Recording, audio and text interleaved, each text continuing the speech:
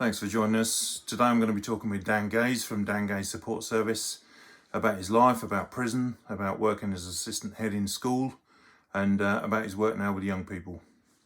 So thank you, Scott. So as Scott just said, I was a former young offender. I spent 18 months in the Young Offenders Institute from Wood Hill up until Onley. Time in my life that I regret, and so I learned a lot from. I'm on the motto that you can always find a positive from a negative, and as I tell my story, I hope that you see that. So in 2002, 24th of January, I was in Luton Crown Court and sentenced to 18 months for ABH. This was my first offence, and I was sentenced into Wood Hill that evening, which is a Cat A prison. A massive surprise for me to go into there and what was going on. That night, I got to share a cell with a young person of the same age as me from Waltham Cross, who had been in for robbing vehicles and putting a handbrake on the motorway, if I remember rightly. Very strange situation, as the weekend before I was working the nightclubs and doing bodyguarding. With that point there, as I turned into Wood Hill and I went for a shower, there was probably about 4 or 5 young people at the time that I would thrown out of a nightclub. And I know you're probably thinking, how can he be a bouncer? Well, I started bouncing at 16 and a half, and I shouldn't have been in nightclubs and bodyguarding various sort of celebrities around the London area, around Uxbridge. I got in there, and these young people that were in there as well recognised me, and I'd thrown them out of a nightclub. To their credit, they didn't cause me any trouble, and they were very kind to me and sort of respected me, which was fine. Very difficult time being in there, especially in Wood Hill. Wood Hill was a 23-hour bang up a day, so you was locked in your cell. Yes, all right, you had a TV, but it's not the life that you wanted to be in there. The only time you was allowed out was to go outside and to do some exercise, which most people just hung around smoking. I was probably in there for about a month, or probably about 3 weeks, and then I got shipped up north to Rugby. I'd never even heard of Rugby. For my geography lessons, I never really listened anyway, if I'm honest with you. I spent some time in Onley. I'm not ashamed to say the first time I got into the cell in Onley, I was told I was had to be on my own side of violent offence. I cried my eyes out. I think reality hit home of where my life had turned to and what had gone on. It was a difficult time. It was like an army boot camp in a strange way. You'd have to fold your clothes up. If you didn't fold your clothes up, then they'd be thrown on the floor. You'll be screamed at by the screws, as the prison wardens, as they call them. They asked me one day, one of the governors, what do you want to do? What do you want to be, a naughty boy in here, or do you want to keep your head down? So I want to keep my head down in here. That's all I want to do, is I want to go home. Obviously, I couldn't go home. The earliest I could go home was 7 months. Well, I didn't know that. Like I said, this was my first offence. I knew nothing about any sort of criminal system. They moved me onto a wing, which was quite a positive wing at times. A lot of young people on there, looking back, that was their life. They were in and out of that prison. I probably see one guy 3 times in the whole of the time I was in there. In my cell, you had your own cell. You was only really allowed to shower when you were told to shower, which was quite frustrating. You would eat what you were told to eat. You were told, this is when you can go out, this is when you can go to the gym. A very controlled situation. I spent my 19th birthday in there, which was quite difficult. At the time, I had a girlfriend who was very, very supportive of me at the time and wrote me letters every day, and lots of my friends. As much as I say lots of my friends, I probably had hundreds and thousands of friends at that point, and probably about 30 of them reached out, and some of them I'm really grateful and still my friends today. But with that and getting letters causes a lot of jealousy, and jealousy come from other inmates at that time, with them sort of calling out my name and trying to goad me into fights, into situations, which I didn't respond to, and I just wanted to get home. Inside prison, well, what's it like? Well, it's not the glorified camp that everyone makes out. You're alone. You have a lot of thinking time, and thinking time is dangerous. Also, a lot of people, demons come in, and I remember some situations I used to see people hanging from the ceiling by their bed sheets trying to end their lives. A lot of people cutting themselves with razor blades trying to end their lives because they're worried about getting gate arrest or what's on the outside. Or, like I said earlier, people coming in and out of prison because that's all they wanted to do. I realised when I was in prison that this really wasn't the lifestyle for me.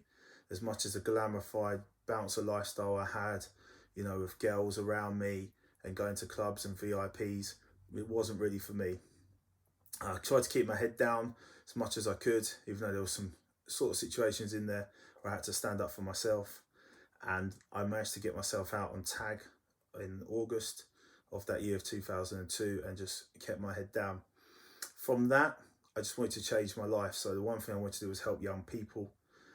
As you could imagine, because of my criminal record, nobody would let me work with young people. So my friend offered me a job up in Uxbridge to go and work in his bar, which I did do to help him, and do some chef work, which I did do to keep my head down. And then I was given a great chance by Headington Council to do some youth work with some young offenders. And from there, I see the sky was the limit. I could be given a chance. I went and worked in a PRU in my hometown of Stevenage, which is a pupil referral unit for young people that sort of got kicked out of school or couldn't handle the mainstream situation. And then I was moved. I then see a job as a teaching assistant, and a lady who I worked with called Jenny, who was fantastic, at a school called Falconer School, which I applied for, which I never thought I'd get, and I did. And then from there, I just spent 12 and a half years there and see the sky being the limit and become an assistant head. People think, why am I doing this video today? Well, the important thing is, one, to talk about prison, but the other reason is to talk about that we can change our lives and we can make mistakes in our lives and move forward. And I think it's really positive that young people today know they can't keep going down that path, and they can move forward and they can make changes to their life. Okay, Dan, could you tell us about your childhood? Yeah, of course. Childhood, I think, sometimes has affected the path that I've gone down. I grew up without a father. My father didn't want anything to do with me. My nan told me he wanted my mum to get rid of me. Growing up in sort of the late 80s, the early 90s, there was no such thing as a father. I remember playing football and rugby at school, looking around, hoping that there would be like a dad figure on the side, or my dad watching me, and he never was there, but other people's dads was. Unfortunately, through my school wasn't very good, so I went to a junior school in Stevenage, and I was expelled from my junior school through various behaviours, and then I went to another junior school which I seemed to settle down. At that time, my mum was a single mum. I had my nan and granddad and my auntie as quite a support network at the time. I used to live in a flat in a place called St Nicholas, which is Ripon Road, and my mum didn't really have much money. She was a single mum. She always made sure I was fed, but she didn't have much money, which was quite difficult for her. She worked as a nurse. My mum lacks a lot of confidence, and nowadays I would say is very an anxious lady. She met a gentleman who now I have a brother with, she had a brother with, sorry, and we probably didn't see eye to eye, which obviously was a lot of change in my life at that time as well. I was 10 and my brother come along. Very difficult time actually. I was sort of shipped to my nan and granddad's, told to live there, while my mum moved in with her partner. Then they bought a house and I was allowed to move into the house with them. I was always told by him I wasn't his son, and when I was 16 I'd be kicked out, I'd be gone. There were situations I remember as a young person growing up in that house where he used to try and tell my mum I was a drug dealer because people used to come knocking at my house for me to go out. He would sort of like not put food in the fridge, so I didn't get to eat, and at times also as well would lock me out the house, leave me in freezing cold weather and dark nights or snowy nights outside without a key because I wasn't allowed a key. And also at a young age he punched me in the face, which brought in social services involvement. Being a young lad and easy influenced, my mum bought me a PlayStation 1 and said come back to the house, it's okay, and it was all sort of covered up, which was quite difficult. I then went to secondary school. I didn't get on quite well at secondary school, ended up getting expelled from there as well. You can see the pattern in my life as we're going here. I was just in trouble all the time, just for silly stuff, rude to teachers. My home life was sort of in turmoil at the time, and I was just really struggling as a young person. Later on in life, I found out I had dyslexia. At the time, no one who spoke to me about dyslexia. They just think I was a class clown and playing up. And later on in life, I've had to come to deal with that. So that was quite a situation that I had to deal with. And so you worked in the nightclubs. How did you get into working the door? Yeah, so I went boxing one time in Stevenage Boxing Club. At the time, I'll be honest with you, as a young boy, as a teenager, I was quite a wimpy kid. I was scared of things. I didn't like to fight. As much as I'd get myself into some scrapes, I wasn't tough. I wasn't involved in the gang life that was in Stevenage at the time. But I went boxing, and a guy said, "Oh, mate, I need some doormen for tonight. Do you want to come and work?" So I ended up working in Stevenage, in my hometown. I was 16 and a half on some of the clubs like Weatherspoons and the White Lion. It was an eye opener. From there, met some other doormen, and they offered me a job over in Kingston upon Thames. So we used to travel from Stevenage every Friday and Saturday to Kingston upon Thames, and then ended up in Uxbridge. When I worked in Uxbridge, I worked with a guy called Paul. He was a big guy, a very good friend at the time. Looked up to him, and some of the other doormen that I worked with, being 16 and a half, 17, easy influenced. To the point I worked with people like Levi Belfield, who killed Millie Dowler, and a few other young ladies, which I didn't know about. And this was all around sort of 2000, 2002 time, as before I went to prison. It was a great lifestyle at the time. I used to love it. We'd walk into clubs, and people would open up VIP, give us drink, in a strange way, sort of a mini celebrity lifestyle, even though we wasn't. You sort of have an entourage with you of people at the time, three or four or five different doormen, and you get put on a pedestal you should never have been on. Like, I should never have been on that pedestal, working over in London, throwing big men out of nightclubs at 16, half 17, on the way to 18, and not even being licensed.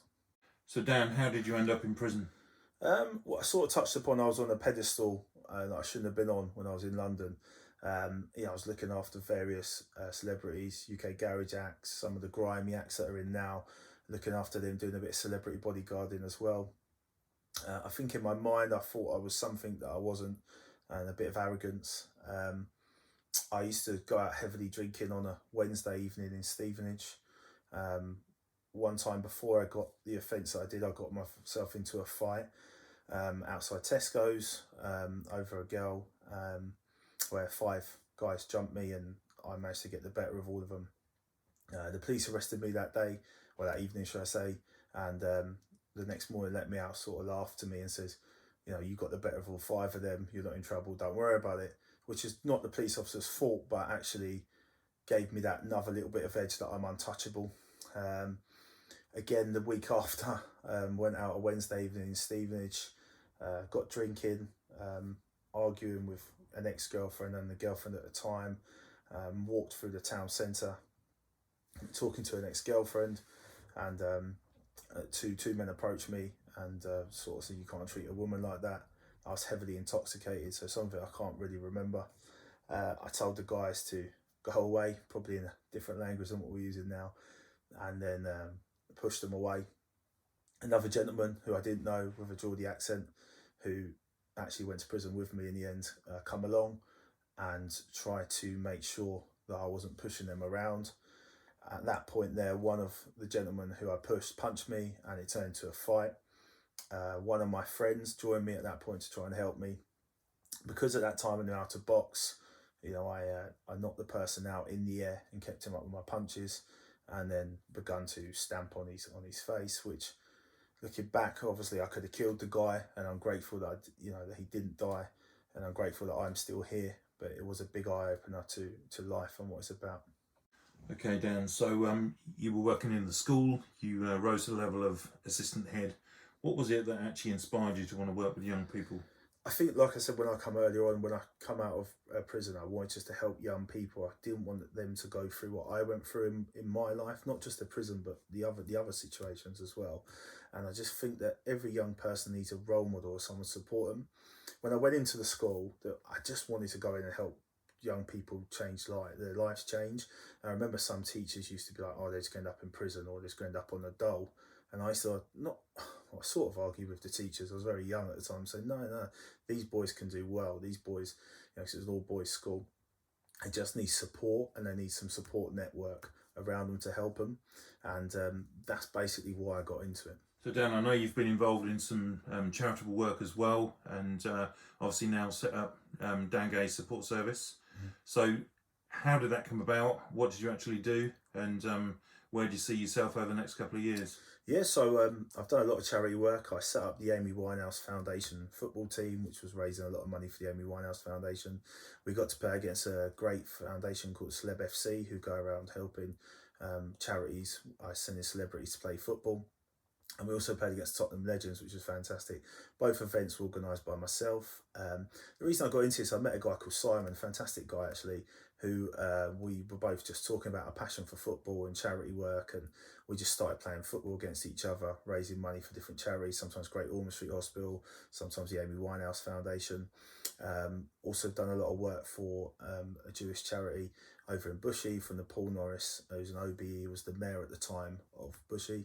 A few other little bits and bobs with Arsenal as well, who we had a good relationship with in Bushey. The Josh Hanson Trust, who's a great charity about anti-knife crime, which is fantastic. And also myself, I put my gloves on to get into the boxing ring for cancer research in 2015, which was another great thing. Where do I see myself moving forward? Well, I left my job on the 31st of August 2020, which is this year, and I decided to set up my own little franchise business as a sole trader, Dan Gay Support Service. I decided that I wanted to help young people in so many different ways. So whether that be a mentor, be outreach, detached, doing talks like this, or just supporting them in schools, or just being around there just to be that listening ear and to be able to help young people, just guide them in the right direction. I'm a true believer that every behaviour is a form of communication from young people, and that they do just want us to help. You recently got awarded Hotspur Hero from Tottenham, which must have been awesome. Yeah, it was great. It gives me a bit of goosebumps when we talk about it. I mean, that was my boyhood club. I absolutely loved it. But there's loads of different reasons. I mean, when I did the report, I'm really grateful for everyone that I ever worked with, how grateful I am with the young people I worked with that, deserve a lot of that award as well, that taught me a lot. But also it was really nice. It's going to sound really stupid because the local papers got hold of it, and in 2002, as I told you, my name was splashed across the paper for the criminal offence that I had, and this time it was splashed over for a positive reason. It was really nice to be interviewed by Tottenham. It was really nice to be recognised. I want to thank my good friend Luke Killar for nominating me for this, and all the staff that I've ever worked with and pupils. I am really, really grateful, and I wish you well. And obviously Tottenham for recognising me. It was a great honour, and it feels fantastic.